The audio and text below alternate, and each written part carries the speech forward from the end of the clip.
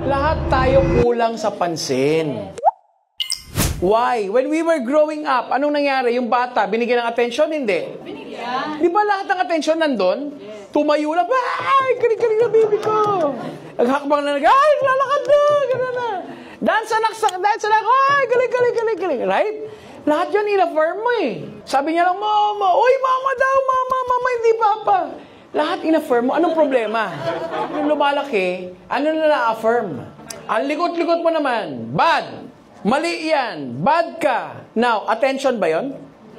Yes. In the child's mind, attention pa rin siya. In a negative way lang. How do I know? Yung bata, nabasag yung vase. Sabi ni mami, sinong nagbasag nito? Sabi ng bata, ako po. Anong ginawa ni mami? Pinalo.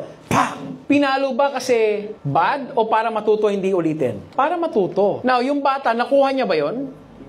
Ano nakuha niya? Bad siya. Or takot siya magsabi ng the following day, nabasag yung baso. Sabi ni mama, sino nagbasag nito? Sabi niya, hindi ko alam. Baka may mumo. Bakit? Ano natutunan? Pag nagsabi ng totoo, kaya tayo naging sinungaling.